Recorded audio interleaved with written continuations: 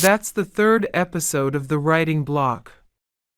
In the previous episode, we saw strategies to use in the written test and discussed how to structure our answer in the independent question. We also saw that it is important to develop a repertoire of words and expressions to facilitate our writing when we take the exam for real. We saw some examples of vocabulary and expressions to talk about preferences, reasons, and to compare alternatives. Then we experimented with building a sample response. If you haven't seen it yet, check out the playlist, How to Get the Best Score on the TOEFL iBT. Look for episode 2 of the writing block. Anyone who has watched it should remember that we said we were going to start exploring the scoring criteria for the written test in the next episode. Well, that's what we're going to do now. On pages 148 to 150 of the book, you will find detailed explanations and interpretation of the evaluation criteria. Now, let's go. Why do we need to know these criteria? How important is it?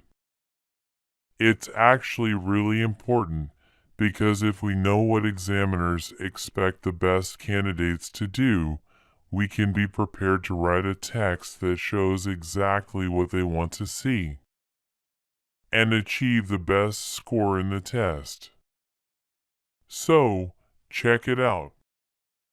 Well-organized text, effectively developed, demonstrates unity, clear and coherent progression of ideas, and uses appropriate explanations, examples, and details. Uses language naturally, easily, and consistently. Demonstrates syntactic variety and appropriate vocabulary with possible errors in words and/or grammar. And how can we demonstrate these characteristics?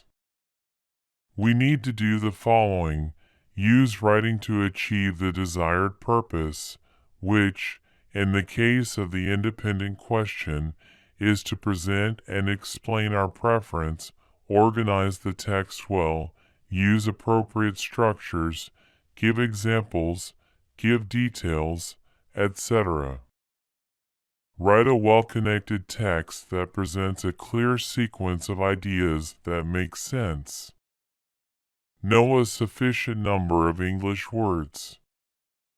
Know how to use idioms and phrases commonly found in the language. Write with a variety of sentences and sentence structures, interrogative, coordinate, subordinate, etc. We can learn how to do all of this by practicing with models and creating our own models, which is exactly what we are going to do here in the course. The criteria also say that we can make small mistakes. So, even if the text is not perfect, if it meets the criteria we saw, we will have the best score. Let's go back to that example of an independent writing question that we saw in the previous episode so that we can better understand what we need to do.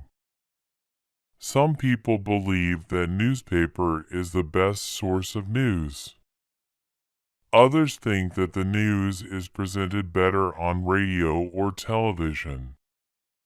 Which of these sources of news do you prefer? Give specific reasons and examples to justify your choice. We will follow the golden rule of the proficiency exam and meet all question requirements. So let's see. We need to indicate our preference. We've already seen vocabulary and expressions for talking about preferences.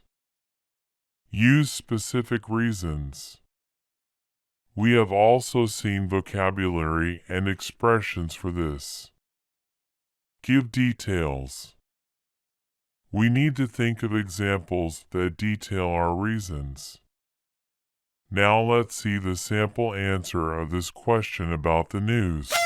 I believe it is better to get the news from the paper. This is what I usually do anyway. There are actually several reasons I prefer printed news over electronic media. Some of them are purely practical.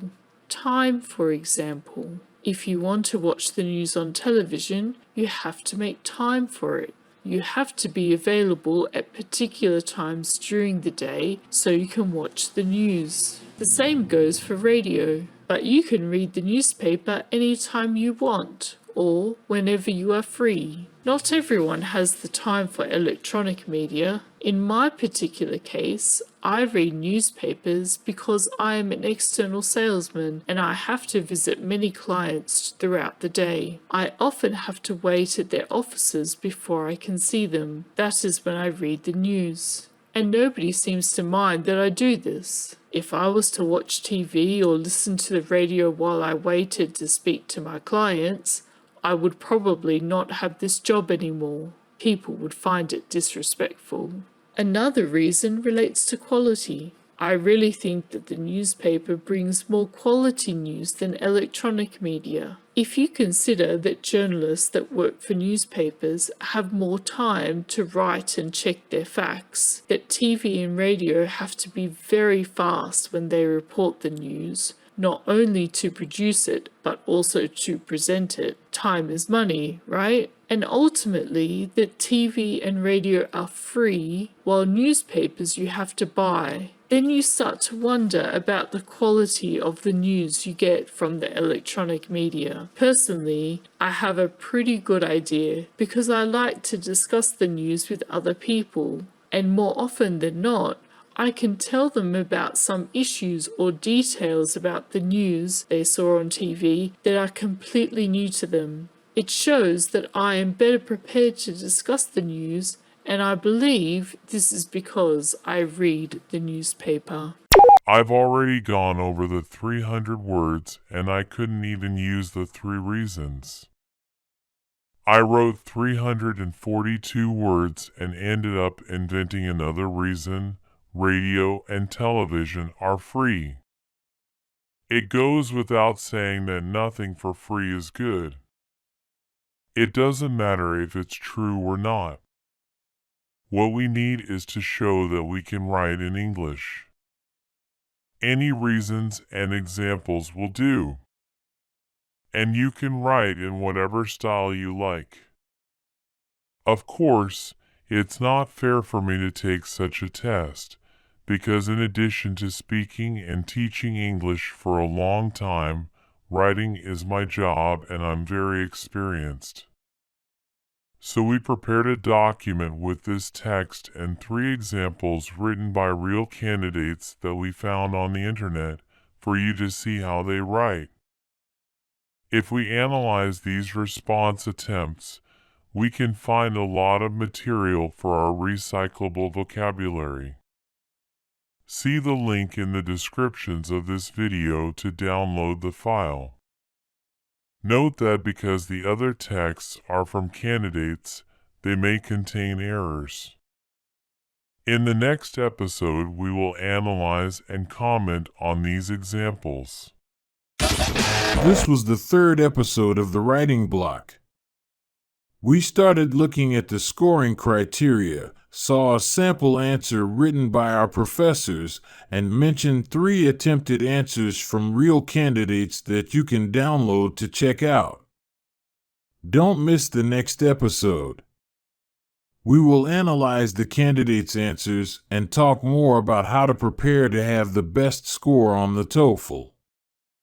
Subscribe to the channel and watch this space.